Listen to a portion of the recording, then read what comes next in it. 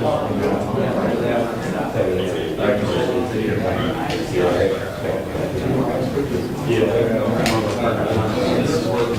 you. She's really Right.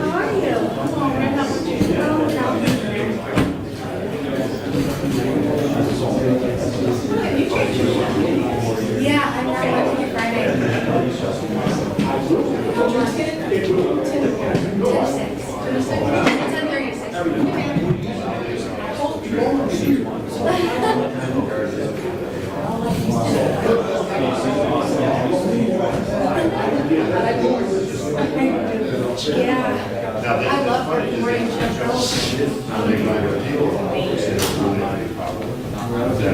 This thing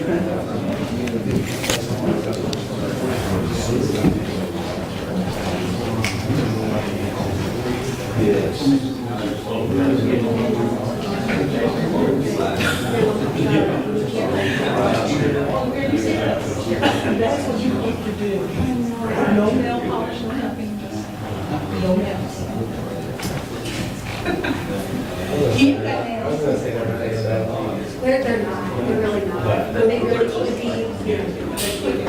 That's enough to click. It's like yours. You don't have nothing, and I have nothing. And I got really. You better write the book. I know.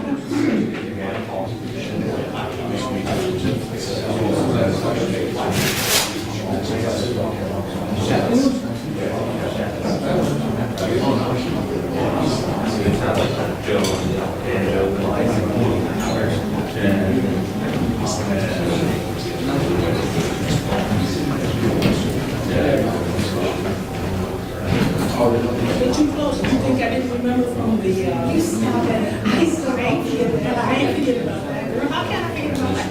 She don't walk right in front of me. Ain't that something? I thought we all would be nice together.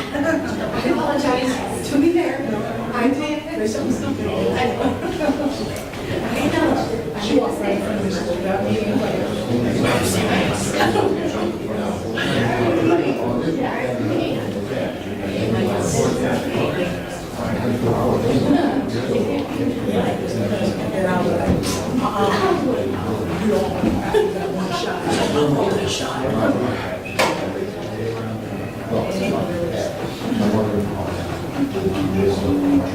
No,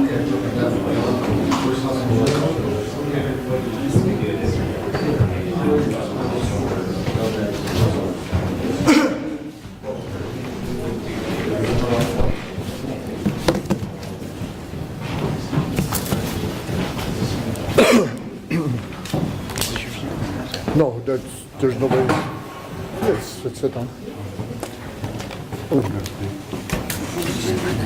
Everybody good?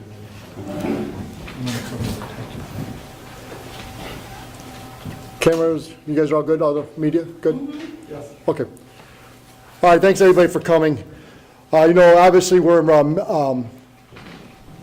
firing back at a forum that was held out in Warrensville, not another Memphis. It was quite obvious that Director Karrie Howard got up. He spoke. It's quite obvious what he said throughout the forum there.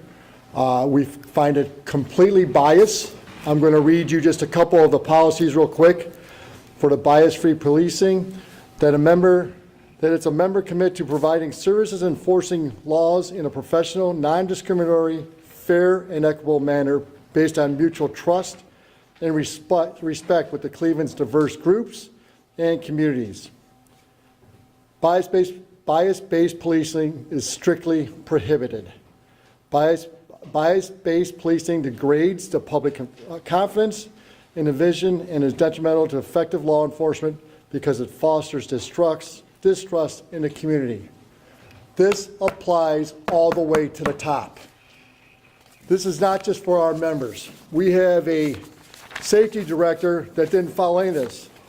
This was even written in a dissent decree that the CDP will deliver policy services with the goal of ensuring that there are equitable, respectful, and free of unlawful bias. During that forum, you could tell quite obvious that he was biased. The statements speak for itself. The video is out to everybody. We actually conducted a vote because our members were just saying, how can he get away with this? It was a no confidence vote. It was the biggest vote that we have ever had in this union, that we have no confidence. It was 868 votes that there is no confidence in this safety director. There were 38 that they did have confidence, a total of 906 votes total. Our membership is a little bit over about 1,015, depending who resigned lately here. That is almost 90+% where we're at. He cannot lead the safety forces with his mind. Remember that he is over in charge of the applications. The city of Cleveland needs bodies. This union's position is all about the bodies in blue. You know what? We don't care what race, what gender. We need bodies. The city of Cleveland should be demanding that this bias-free stuff that he is talking about stops, and he goes into hiring anybody he can in uniforms as long as they pass everything. The mayor is his boss. What is this going to do? It's going to send a message that we have no confidence. It's going to send a message because Karrie Howard likes to do traffic stops. He likes to go out through the city, respond to runs, that whoever he's around, as far as officers, have no confidence in him. If that was one of our members right now doing this bias-free, saying what he said in the ways he was saying it, we'd be fired, and we'd be also put up on charges for diminishing the esteem of this division. A representative can't do that. When he got out there, his first words were, I terminated the most officers. Well, guess what? He lost the most arbitrations too.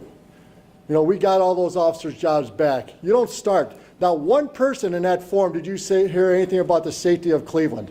It's all about accountability and reform. The citizens have to step up. They got to start getting pissed about what's being said because, it's a time where we need to rebuild. We need to get our safety forces back there. We owe it to the citizens to give them a patrol the extra mile, and we need bodies.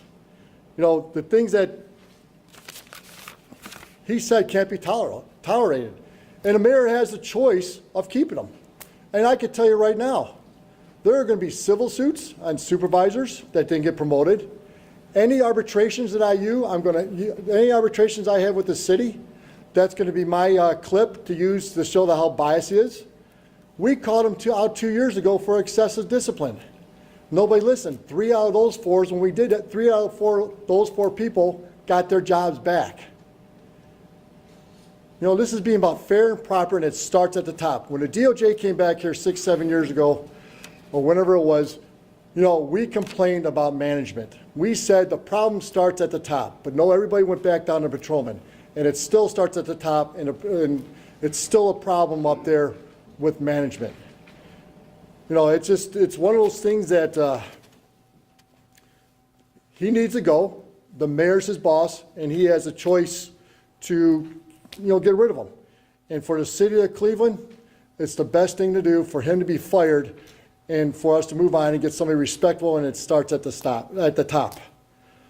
I'm going to introduce individual coming up individually. You know, everybody else will have something else to say, but, you know, he said what he said. We've had so much support on this, you know, and people just can't believe what came out of his mouth. Jimmy O'Malley from the FOP. Thanks, Jeff. I don't know if I can be as eloquent as Jeff is. First, I want to thank the media for keeping this in the front and in the limelight. It's a very important issue, not only for the public safety officers and members, the firefighters, the police officers, the police supervisors, EMS. It's important that the public realizes the types of fights that we have trying to protect the members' rights that are out there, that we have in our collective bargaining agreements. So thank you, the media, for keeping that up. I'm standing here to show support for the CPPA, the FOP, Cleveland Lodge 8 stands united in this fight. I've been fortunate enough to speak with the media. My comments are out there; they have not changed. My feelings have not changed. So you could reference that without getting into, you know, a new quote, a new comment. 2 points I would just like to make regarding the director's statements. Number one, when he was speaking of the kilts and the green and so forth, the derogatory terms there, we have to keep in mind, and I believe I shared this with one of the media outlets, if not all, the foundation of why the pipes and drums, and it's not just, you know, it's not just all Irish police officers in the pipes and drums. We've had minority officers in the pipes and drums and every type of ethnicity, that first and foremost. But the foundation of that is to show honor and memorialize some of the members from this division that have given their life protecting this city. It's a tribute. So when on face it may sound like it's a stereotype, yeah, it is, but there's a foundation as why we have bagpipes and kilts when we quote unquote celebrate. We're there to memorialize people. And a part of that is to have them in the St. Patrick's Day Parade, then so be it. But the foundation is memorializing the fallen. And we cannot forget that, and we shouldn't forget that. I will turn it over to Jeff. Again, I appreciate the time. Fraternal Order of Police does stand in concert with the CPPA in this matter, and we hope that the citizens, whoever's offended by this, voice their concerns to the mayor's office. He's at the top. He's the one that needs to make the decision as to what happens with the safety director. I thank you. Joe Delguy, one of our attorneys that work for the CPPA. Good afternoon, everyone. Thank you for your time and attention. Prior to the panel discussion last Monday, clearly Karrie Howard had an opportunity to gather his thoughts and prepare a statement to make when he was asked to do so. Just imagine that for a moment, that this is what he prepared and this is what he said. It wasn't like somebody asked him an off-the-cuff question in the middle of, you know, some other circumstance. This was something that was well thought out on his part.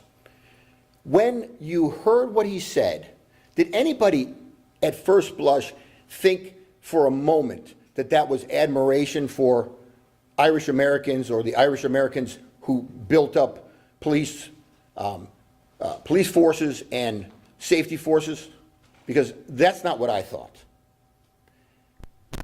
When he then said, and what about these kilts and bagpipes and all this green when we celebrate? Everyone, every ethnic group in this country, every ethnic group in this city should be able to celebrate their culture and not have it commented on by somebody who is not a member of that culture. That is bias. That is what it is. That is a statement that is unbecoming the Cleveland police force. And again, Jeff cited to some of our general police orders, some of our manual of rules. If, in fact, a police officer had said something on a microphone that was being taped, that's ultimately made its way to Ireland, it's on YouTube for everyone to see forever and ever, amen. And this was his choice of words after having a time to deliberate. So, do you think he's biased based on those statements? Clearly, if you don't think he's biased, I respect your opinion, but I think you're being naive. This is what his choice was. So, the truth is, I hope that our forces become flooded, and I hope they become flooded with good people from all ethnic backgrounds, all races, all genders, who want to work hard and want to protect our community. And I hope that's what we get flooded with. And what we need to do is flush out people who are biased and prejudiced against people that are doing our job. So let's flood the good people in, and let's flush the bad people out. Thank you.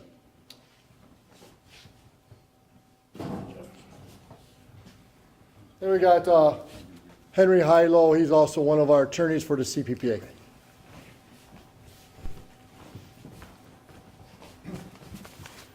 Good morning, everybody. I know I speak for everybody here. We really respect the fact that you're here today, that this is an important message to get out to the community.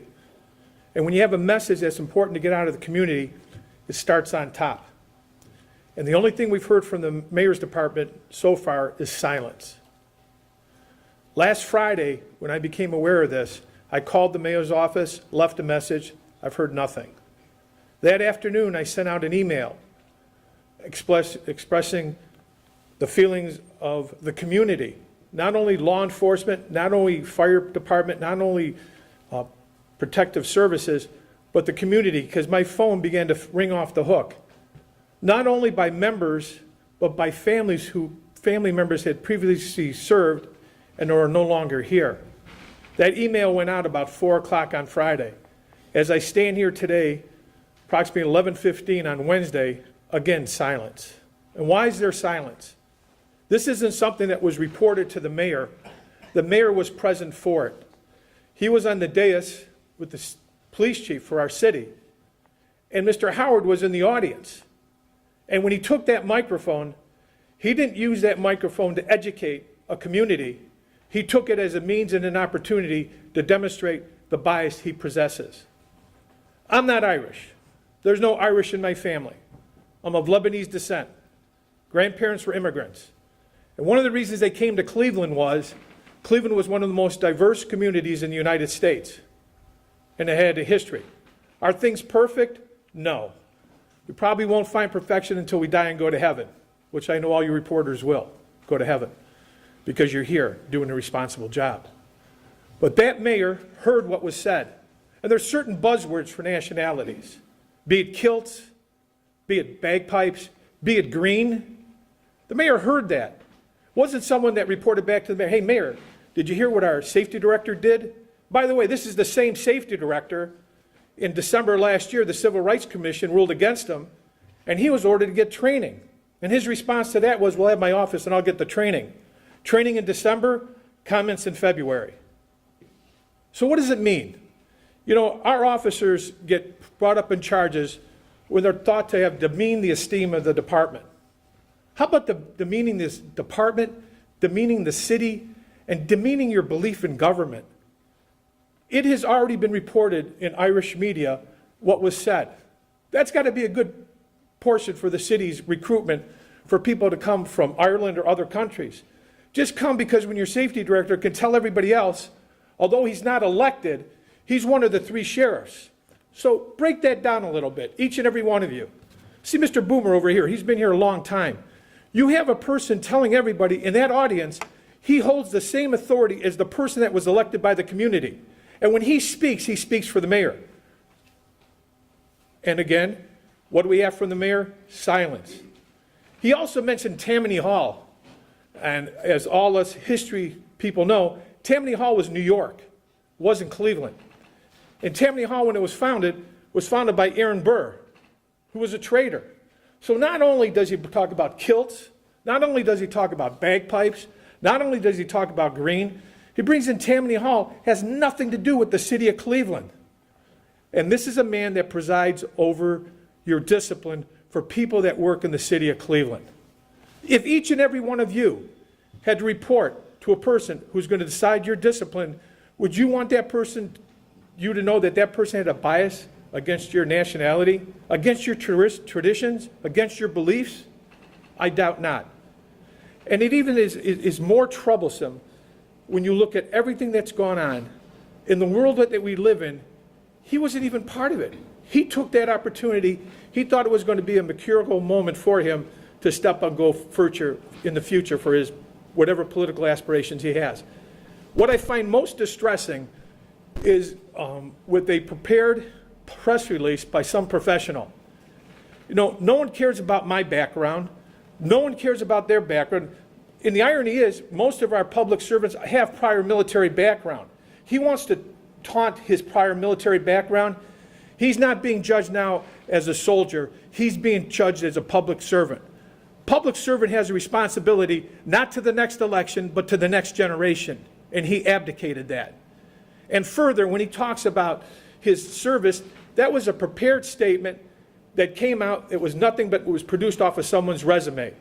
And you know, being of Lebanese descent, my grandmother had an Arabic saying that if you kick me in the shin and say you're sorry, I'll accept your apology, but my shin still hurts and there's consequences for words. His consequences are quite real. He should be fired and fired immediately. And when you get done here, why don't you walk down to City Hall and say, Mayor, it's more than being a policeman by allowing him to wear beards and tattoos. It's better to stand behind to have a person who's not biased rendering decisions. And as has been stated before, in the arbitrated decisions that we've won from different arbitrators, they've commented on the conduct of Mr. Karrie Howard. We'll still answer the phone calls from the community that are widely based and from all different ethnic groups. But when people dedicate their lives, the ones that are here and the ones that have gone before us, they do deserve more dignity from a public official who thinks he's a sheriff in Dodge City as opposed to an appointed person who's at the will of the mayor, and that will should end today. Thank you.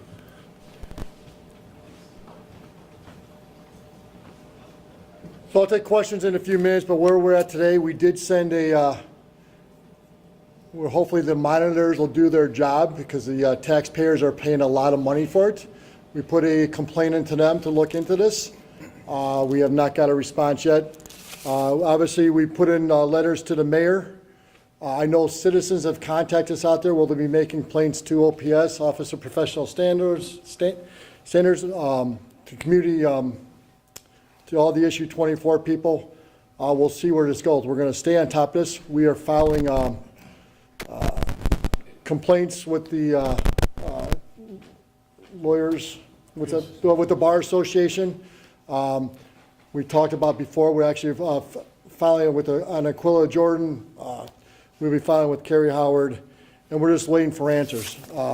Safety director right now is responsible for discipline from 10 days to 30 days to terminations. It is our position that he should be pulled out of the process for disciplining, because right now, we can tell you right now, we will not get a fair shake until he is removed.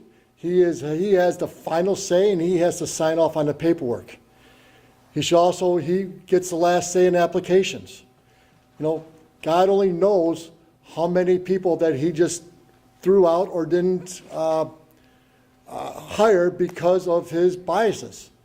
And if he did, that's shameful to the city of Cleveland, because it could have been more officers on the thing. And I know fire has the same problem. Everybody's going to be looking into it. You know, he needs to be removed. He's responsible for too many things, and he showed his bias on what he did. He needs to be fired. Like I think Henry said, we need answers from the mayor. You know, that's who's in charge of firing and hiring him. So it's our position that our membership spoke. It was over 90% of votes, our highest vote ever, that he should be terminated for his biased comments, for excessive discipline, And we've been told, we saw on the news last night that he went to a civil rights class already, and then obviously that didn't work just a couple months ago. So, any questions? Yes, sir. Jeff, can you just go through who's standing up there with you today? I know the FOP is here as well, but you have over 1,000 members just in the CPPA. How many members does everybody collectively represent? Do you want to tell me members you represent? Yeah, so the patroller police represents the supervisors, sergeants through commanders, all but I think 2 commanders. Our membership in total is around 300, a little over 300 of the total Cleveland police officers, not including the deputy chiefs and the chief. Okay. Introduce. So this is Lieutenant Pat Petranek. He's our treasurer, and he joined us today. To my right is Andy Gashesky. He's the second vice president. John Freehofer is the treasurer, and John told me we represent. I said we're about 1,015, 1,018. It all goes from day to day. Who's retiring and who's not. So I know the safety director issued an apology last week in reference to his comments, and I know a couple of you already referenced this, in terms of his intention that he says was to reference the fact that individuals joining the police department and changing the culture. Do you accept that, or do you agree with his comments in terms of him apologizing and what he says he intended to convey in his comments? No, I don't accept it whatsoever. He did call me. I did miss his phone call. He called President O'Malley. He explained to me after we talked. I don't want no apology from him. There's nothing he said. Your question was more about changing the culture? Is that? He says his comments were in regard to these individuals changing the culture of policing. I didn't know if you felt as though those comments were do you agree with his comments or understand where he was coming from? No, I mean, if you listen to his whole, what he said there, it just speaks for itself. You know, he didn't mean that, and his apologies was not sincere. You know, a guy that we complain about excessive force, keeps firing people, goes to the Civil Rights Commission, and then says what he says. You know, there's not much that I need to say about it because it speaks for itself. If he is not fired by the mayor today or soon, what is your position to your members as to how they should react or act or not? Look, we're always going to act professional. We're going to do our job to the best to the public. You know, they will respect him, but deep down inside, he has to know that 90% of our members have no respect for him, what he's doing, and his comments, what he made.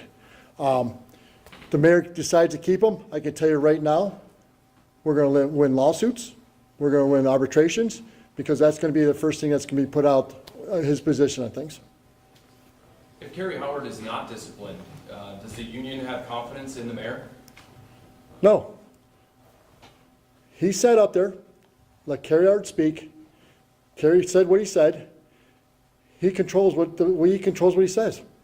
We have no, and I better never get anybody put up on charges for biased policing or diminishing esteem. There's my first example.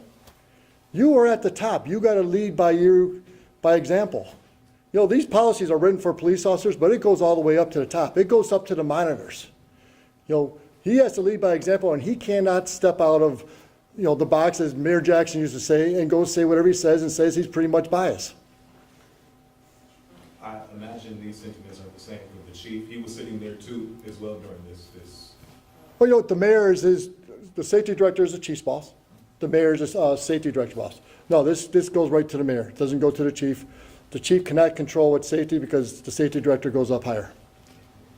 So what happens next? We wait for some of these investigations that we put our complaints out to be answered. If not, we'll keep everybody up. I mean, this mayor has a long ways to go in the next term. I hope the citizens remember this, that he is keeping a biased employee at the top employed.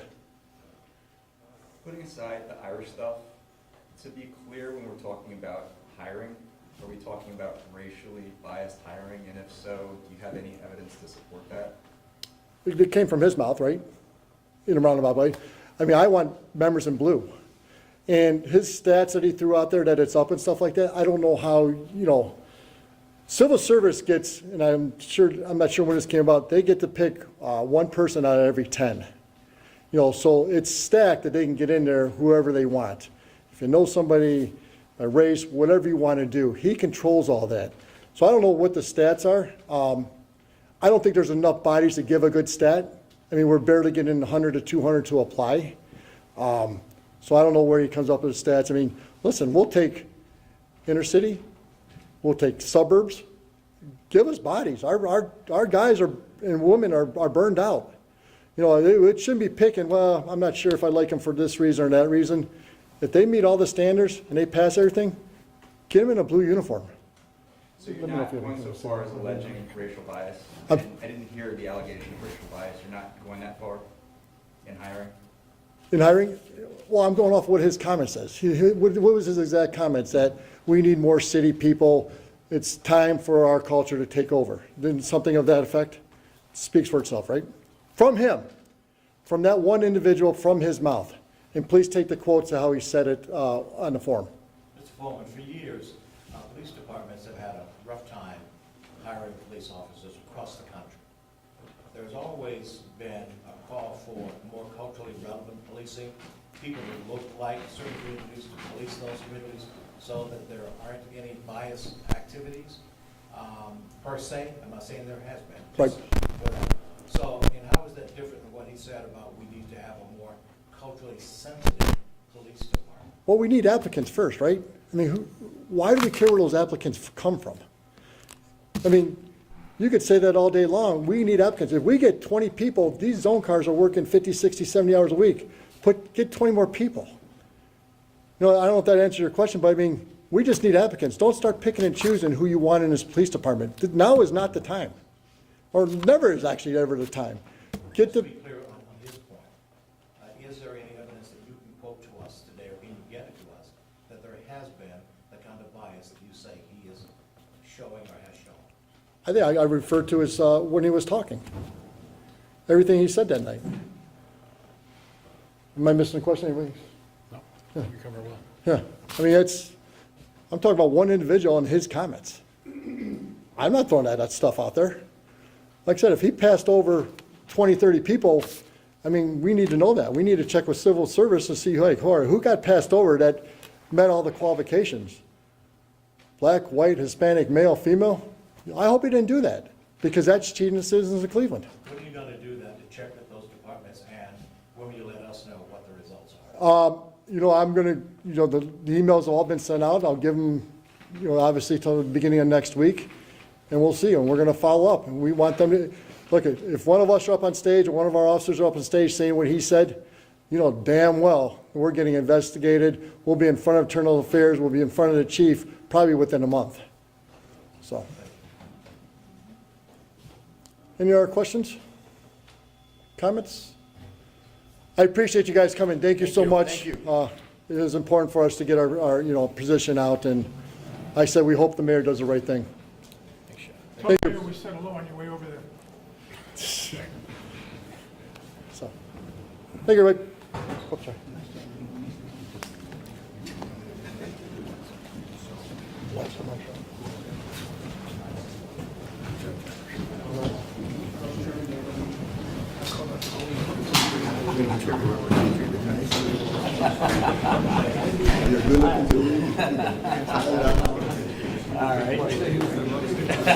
Well, he is. You can't help it. What are you going to do?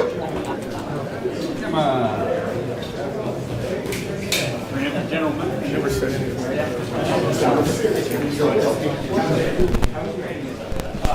In service.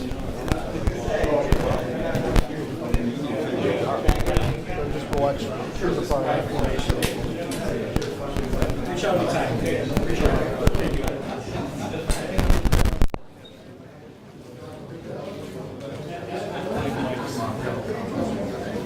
What are your notes? No, I said.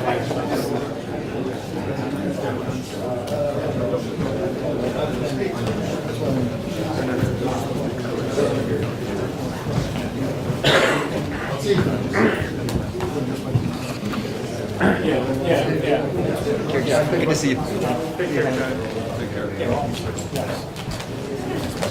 Sure.